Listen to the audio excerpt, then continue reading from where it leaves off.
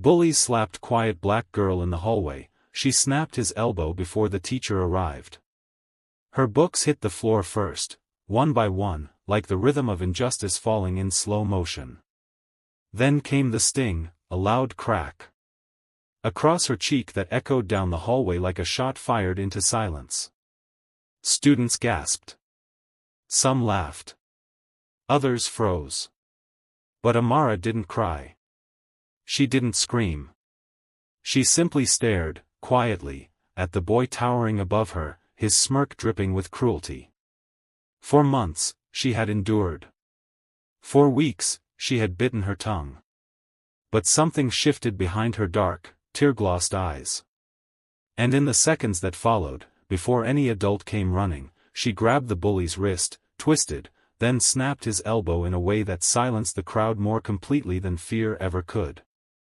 If you believe in kindness, second chances, and the power of standing up for yourself after being pushed too far, please like, comment, share, and subscribe to Echoes of Life. Your support helps us tell the stories that matter. Amara Kingsley was not the kind of girl people remembered at first glance. She was a shadow in corners, a whisper in classrooms, the kind of student who teachers sometimes forgot to mark present.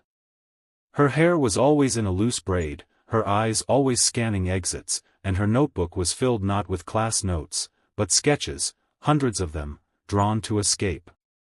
Her world was mostly silent, not because she couldn't speak, but because she chose not to.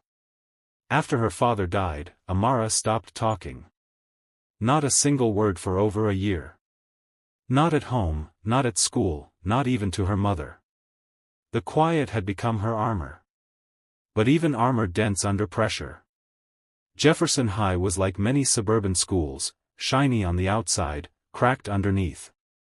The kids with power, athletes, influencers, legacy families, walked its halls like royalty.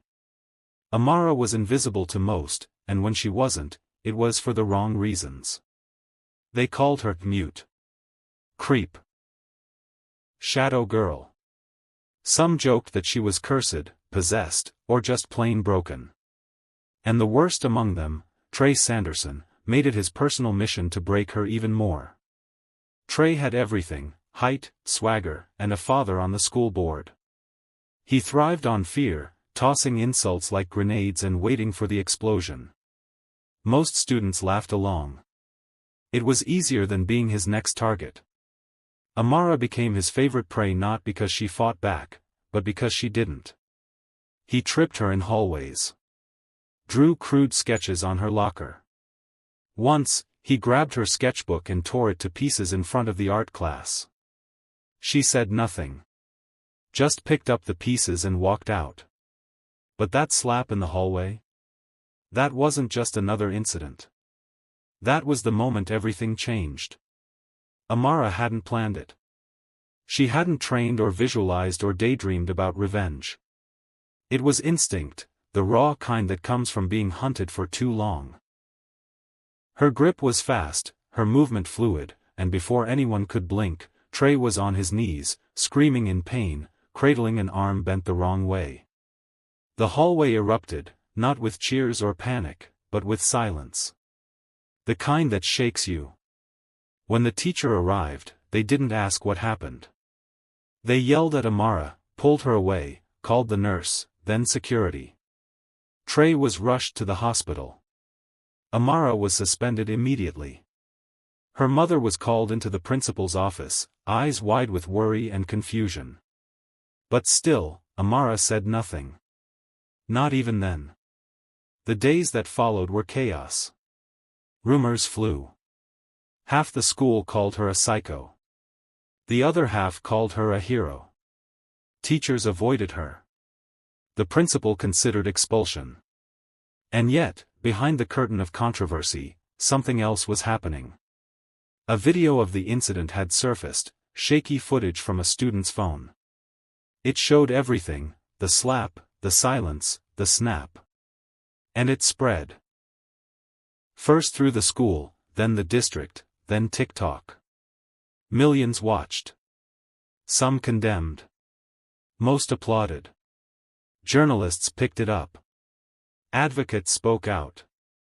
The silent girl who fought back. Black girl breaks silence, breaks arm too. Hashtags trended. Strangers reached out. Therapists. Activists. Survivors. And still, Amara said nothing. But deep inside, something had shifted. The walls she built in silence had cracked. At home, her mother sat with her in long silences, hoping, waiting. Then one night, days after the incident, Amara walked into the living room, stood in front of the muted television, and said softly, "I didn't want to hurt him. But I had to stop him." Her voice was dry, broken, like a violin unplayed for years. Her mother cried. Not just because her daughter had finally spoken, but because she finally understood what had been held in for so long. The school board scheduled a hearing. Some wanted her expelled. Others defended her. A counselor assigned to her began sessions, asking questions gently, listening more than speaking. Through therapy, Amara slowly began to open up, about the bullying, about the grief of her father's death, about how she felt like a ghost trapped in a world of noise. The counselor suggested art therapy. Soon, Amara's sketches began changing. Less escape, more confrontation. She started sketching people she feared, and then, how she overcame them. Her quiet strength found expression in color and line and texture. Eventually, a teacher from the art department noticed and helped submit her work to a state-level youth art exhibition. She was accepted. One of her pieces, a powerful, abstract drawing titled "Reversal," became the centerpiece. The school, under pressure from media and community voices, invited Amara to speak, voluntarily, at an assembly about bullying. She hesitated for days. Then, on the morning of the event, she stepped onto the stage in a simple white dress, hair loose, hands shaking slightly. She looked out at the sea of faces, some supportive, some skeptical, some ashamed. Her voice trembled at first. But as she spoke, it grew stronger. "I never wanted to be violent," she said. "But silence is not peace. And sometimes, to be heard, you have to stop being invisible." Tears flowed. Students who had never acknowledged her came up afterward, some apologizing, some simply hugging her. Even Trey, now recovering from surgery, sent a written note through his parents.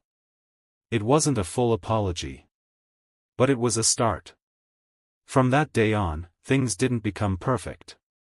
But they changed. Amara still preferred quiet. Still walked alone sometimes. But she wasn't invisible anymore. She was an artist, a survivor, a voice for others like her. She even began mentoring younger girls, especially those who felt unseen. If this story touched your heart, even for a moment, please like, share, and subscribe to Echoes of Life. These stories need your voice. Let's spread empathy together. Please comment below, what would you have done in Amara's shoes? Your voice matters. We read every word.